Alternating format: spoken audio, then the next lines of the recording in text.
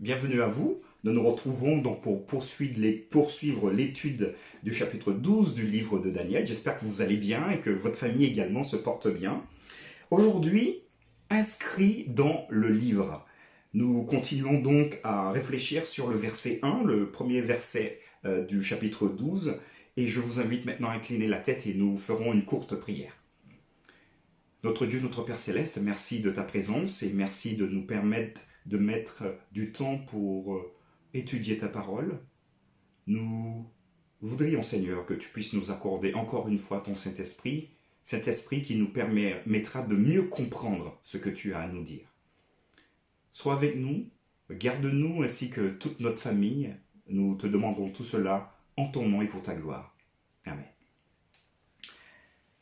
Inscrit dans le livre, pour ceux qui prennent en cours la suite des événements, je vous invite à regarder, si ce n'est pas fait, les deux autres vidéos que nous avons déjà publiées pour mieux comprendre finalement le livre de Daniel et toutes les expressions qui y figurent, s'agissant en tout cas du verset 1 du chapitre 12. Alors, nous commençons tout de suite. Daniel 12, verset 1 parle de ceux qui sont trouvés inscrits dans le livre. Qu'est-ce que cela signifie? C'est ce que nous allons voir finalement dans toute cette étude. Le moment de l'intervention de Michel est également décrit comme un temps de trouble sans égal. D'ailleurs, le chapitre 12, verset 1 va nous le dire d'une manière très claire. Ce temps de trouble, on peut se demander aujourd'hui, mais qu'est-ce que c'est? Ça va faire référence à quoi? Le verset va nous répondre en nous disant tel qu'il n'y en a point eu de semblable depuis que les nations existent jusqu'à cette époque. En d'autres termes, nous n'avons pas de référence humaine pour imaginer ce qui pourrait se passer. Donc c'est un temps de trouble, c'est sûr que ce sera quelque chose de particulier, on ne pourra pas se tromper. Alors on pourrait peut-être effectivement dire qu'aujourd'hui, puisqu'on est en confinement, et visiblement, enfin en tout cas, c'est la première fois que je vois ça de ma vie, un confinement total de la population. D'aucuns pourraient voir ici le commencement de la fin. On peut intelligemment penser que ce soit le cas. Donc du coup, le moment de l'intervention de Michel est également décrit comme un temps de trouble sans égal. Cela correspond au moment où l'Esprit de Dieu sera retiré à l'humanité rebelle. Puis les 7 derniers fléaux ou plaies, expression de la colère de Dieu sur les nations, seront déversés sur Babylone eschatologique. Alors, on pourrait se demander également ce que signifie Babylone. On essaiera d'y répondre tout à l'heure, ça peut être intéressant à noter également. J'aimerais qu'on puisse revenir, oui, sur cette expression qui me paraît assez intéressante, s'agissant de ce fameux livre. Quand nous continuons cette lecture, nous allons voir maintenant ce qu'Ellen White en pense. Ellen White va dire ceci, Satan plongera alors les habitants de la terre dans la grande détresse finale. Les anges de Dieu, ayant cessé de tenir en échec la violence des passions humaines, tous les éléments de discorde seront déchaînés. Le monde entier passera par une catastrophe plus redoutable que celle dans laquelle périt l'ancienne Jérusalem. Et ça, c'est un extrait de la tragédie des siècles à la page 540. Alors, il me semble qu'ici, qu'il faille souligner une expression assez intéressante. C'est celle-là. Satan plongera alors les habitants de la terre dans la grande détresse finale. Comprenons bien, mes amis, la détresse, les cataclysmes, les maladies, le coronavirus, cela ne vient pas de Dieu. Dieu essaye de protéger au maximum d'ailleurs ses enfants. Et d'ailleurs, je vous invite à lire avec moi un texte qui me semble être bien intéressant pour comprendre cette idée que je développe dans Apocalypse. Au chapitre 7, vous pouvez lire avec moi, Apocalypse chapitre 7, et nous allons lire le verset 2 et verset 3. Apocalypse 7, versets 2 et 3. Je lis, « Et je vis un autre ange qui montait du côté du soleil levant et qui tenait le sceau du Dieu vivant. Il cria d'une voix forte aux 4 anges à qui il avait donné de faire du mal à la terre et à la mer, et il dit, Ne faites point de mal à la terre, ni à la mer, ni aux arbres, jusqu'à ce que nous ayons marqué du sceau le front des serviteurs de notre Dieu. Si on lit littéralement ce texte, on a l'impression que on a, ou Dieu aurait ordonné à 4 anges d'aller faire du mal aux habitants de la terre.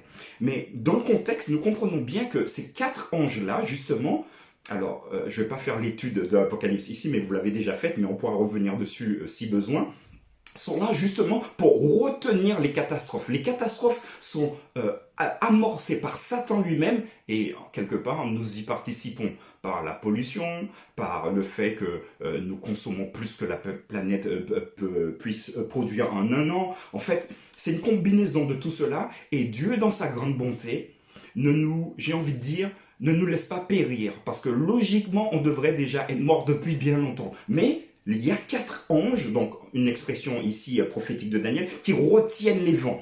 Et en mettant ça en parallèle avec ce que Kellen White dit ici, les anges de Dieu ayant cessé de tenir en échec la violence. Donc c'est eux qui retiennent en échec la violence des passions humaines. Tous les éléments de discorde seront déchaînés. À un moment, Dieu va dire, écoutez, puisque vous voulez vraiment aller dans ce sens-là, prenez vos responsabilités et assumez. Et à ce moment-là, les anges ne vont plus nous protéger finalement des catastrophes que nous avons mis en place, oui, mais surtout par l'instigation de l'adversaire en personne. Nous continuons donc le deuxième bloc. Mais le peuple de Dieu sera délivré lors de ce temps terrible, car dans le jugement investigateur mené dans le tribunal céleste, ils ont été innocentés par Jésus, le grand prêtre céleste, et leurs noms ont été inscrits dans le livre. Alors avant d'arriver dans un peu l'approche de savoir c'est quoi ce livre, il y a quoi dedans, j'aimerais que nous puissions quand même mettre l'accent sur quelques éléments que nous venons à l'instant de lire. Mais le peuple de Dieu sera délivré. Alors, si on lit littéralement comme ça, sans trop creuser, on se dit, mais non, moi je suis chrétien, j'aime Jésus, donc forcément quand les catastrophes vont arriver, je serai tranquille, je serai protégé. J'aimerais pas casser le mythe, parce que je sais que beaucoup de croyants, de chrétiens le pensent. Mais il me semble être important de comprendre que nous serons protégés d'une seule chose, c'est de la seconde mort et pas de la première mort. Alors je vais faire rapide. D'une manière générale, nous avons à passer 2 morts. Donc la mort naturelle, la mort normale due à une maladie ou une action de l'autre, un accident, quelque chose comme ça. Et la mort définitive, la mort éternelle, qu'on appelle également la seconde mort. Mais le peuple de Dieu sera délivré. Mais le peuple de Dieu sera délivré de quoi? De la première ou de la deuxième mort? C'est une question qu'on pourrait se poser. On a un texte biblique qui va tout de suite nous mettre d'accord. Apocalypse 20, verset 6. Apocalypse 20, verset 6. Je vais vous proposer aussi le verset 14. Apocalypse 20, verset 6 va nous dire ceci.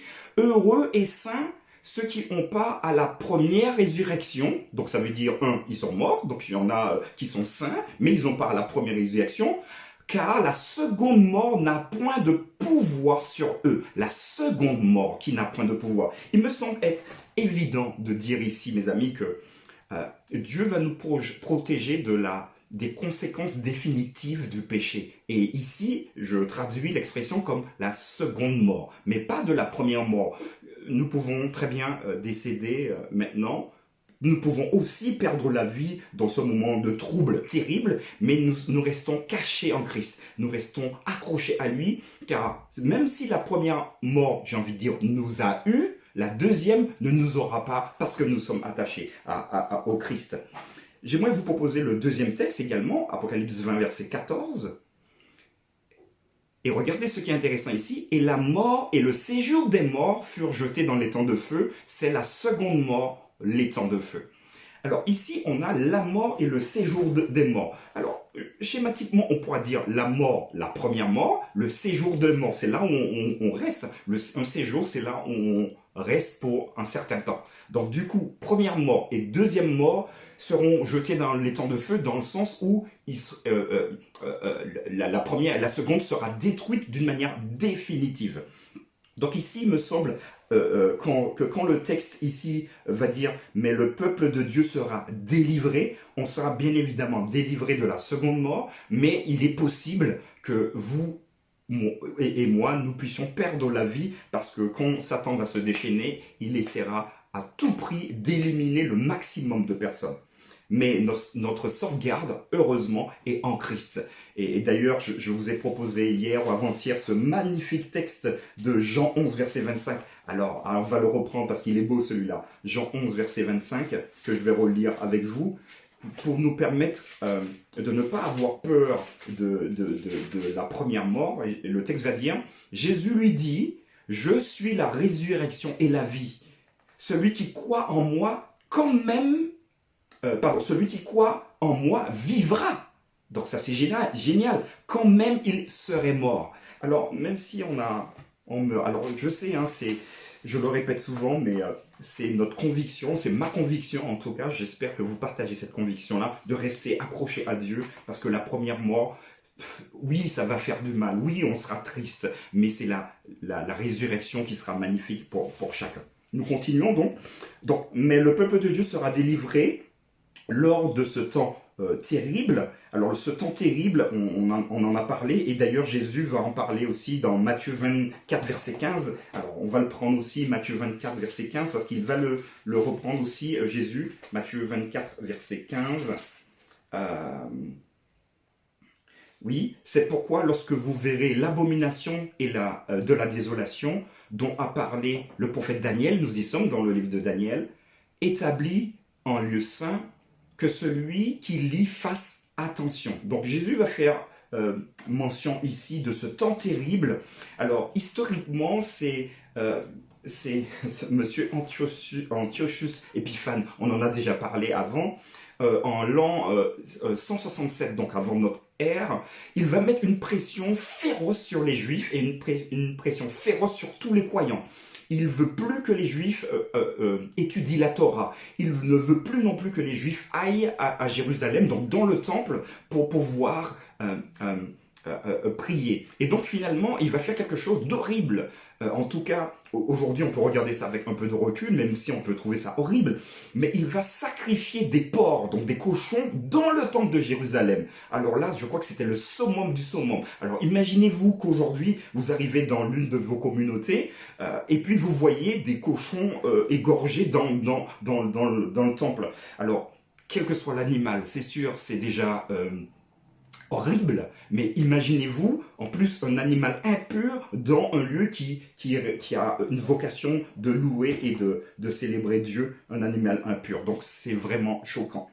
Alors ici, donc, ce temps terrible correspond également d'une manière eschatologique, d'une manière plus proche du retour de Dieu, à tout ce qui sera apostasie, mélange de tout. On dégrade tout ce qui est saint, on prend ce qui est saint pour ce qui est profane. En fait, il y a voilà, un gros mélange de tout ça. Donc ce temps, il sera terrible. Car dans le jugement investigateur mené dans le tribunal céleste, ils ont été innocentés par Jésus, le grand prêtre céleste, et leurs noms ont été inscrits dans le livre. Ça, c'est une bonne nouvelle pour chacun. Mais l'idée maintenant est de savoir qu'est-ce que c'est le livre. Est-ce que vous et moi, nous y sommes?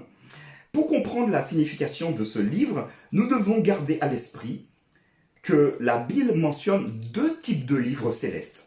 L'un contient les noms de ceux qui appartiennent au Seigneur et est parfois appelé le livre de vie. Donc, il y a plusieurs références ici que je vous propose de lire rapidement. Je vais vous les lire. Exode 32, versets 31 et 33. Moïse retourna vers l'Éternel et dit « Ah, ce peuple a commis un grand péché. Ils se sont fait un Dieu d'or. Pardonne maintenant leurs péchés, sinon efface-moi de ton livre que tu as écrit. » Et l'Éternel dit à Moïse, c'est celui qui a péché contre moi que j'effacerai de mon livre. Donc ici, voilà une référence au livre. Dans Luc 10, verset 20, cependant, ne vous réjouissez pas de ce que les esprits vous sont soumis, mais réjouissez-vous de ce que vos noms sont inscrits dans les cieux. Donc là, même si on n'a pas l'expression livre qui apparaît ici, mais les noms sont inscrits dans les cieux. Dans Psaume 68, Psaume 69, pardon, verset 28, alors en fonction des traductions, ce sera soit le verset 28 ou soit le verset 29, qu'il soit effacé du livre de vie et qu'il ne soit point inscrit avec les justes. Donc là encore, une notion euh, de livre. J'aimerais vous dire aussi en fonction des traductions. Hein, donc il y a des traductions qui ne font pas apparaître l'expression, le fait d'être écrit. Mais voilà, donc vous pouvez faire balayer un peu les différentes traductions, ça apparaîtra suffisamment bien.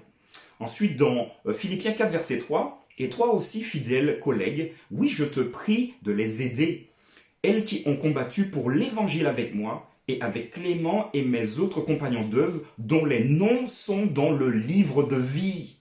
Et enfin, dernier texte, Apocalypse 17, verset 8, la bête que tu as vue était, et elle n'est plus. Elle doit monter de l'abîme et aller à la perdition.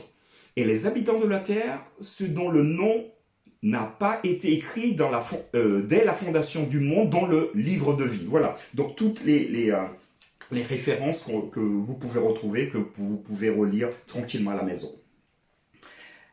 En plus du livre de vie, les Écritures mentionnent des livres qui contiennent les archives des actions humaines.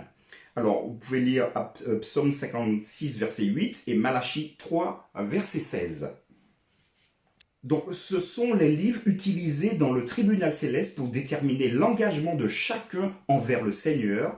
Ce sont les archives célestes, des bases de données, donc c'est mis entre guillemets, des bases de données qui contiennent les noms et les actions de chaque humain. Certaines personnes voient de mauvais œil l'idée que leur nom et surtout leur œuvre soient écrites dans le ciel. Mais une fois que nous consacrons nos vies à Christ, nos noms sont inscrits dans le livre de vie et nos mauvaises actions seront effacées au jugement. Ça, c'est une bonne nouvelle. Ces archives célestes fournissent des preuves judiciaires devant l'univers entier que nous appartenons à Jésus et par conséquent que nous avons le droit d'être protégés lors du temps de trouble. Alors, si nous voulons être factuels, c'est vrai que le texte va nous dire, ici, il y a des livres dans le ciel. Nous sommes des milliards, 8 milliards là jusqu'à maintenant, donc depuis le début de l'homme, depuis Adam jusqu'à maintenant, je ne sais pas combien de milliards on est, peut-être 60, 100, 150 milliards, je ne sais pas. Bon voilà, ce sont des chiffres qui viennent comme ça.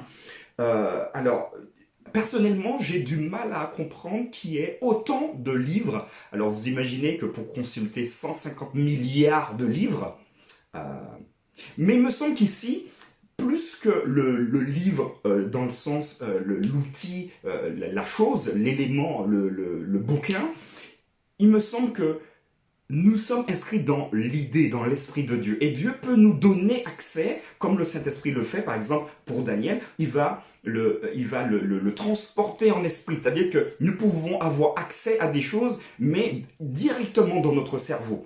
Alors, bien évidemment, c'est que moi qui pense ça, donc c'est quelque chose que je partage avec vous.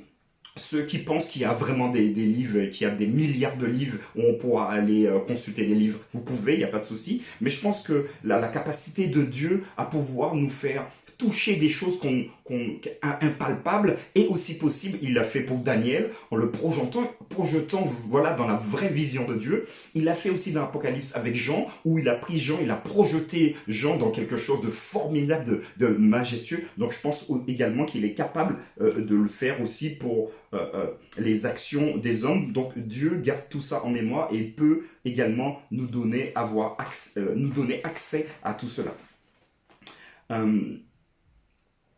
Enfin, une question de réflexion pour finir.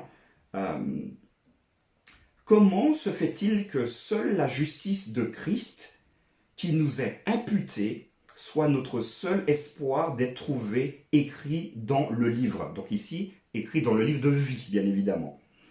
On nous propose de venir avec notre réponse sabbat prochain, mais sabbat prochain, alors on vous réserve quelque chose, je ne vais pas vous le dire tout de suite, mais nous ne serons pas physiquement ensemble. Alors comment se fait-il que seule la justice de Christ qui nous est imputée? Alors c'est quoi la justice imputée déjà?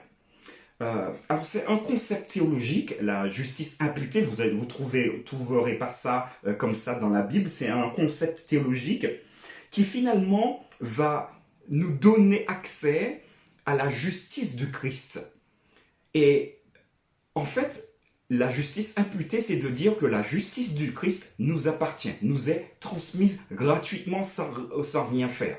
C'est-à-dire, enfin, sans rien faire. Nous ne pouvons rien faire pour l'avoir, à part mettre notre confiance et notre foi en Christ. Alors, ça peut casser également des mythes, parce que certains pensent que sur la terre, ils peuvent être parfaits. D'accord, très bien. Alors, prouvez-le-moi. Ceux qui disent ça, regardez votre vie. Ah ben, d'ailleurs, la Bible va dire d'une manière très claire que il n'y a pas un seul juste sur la terre. Il n'y en a pas un seul. À part Jésus, on est d'accord. Hein? Donc justement, à part Jésus, c'est lui qui est capable de nous transmettre. Alors, cette expression est...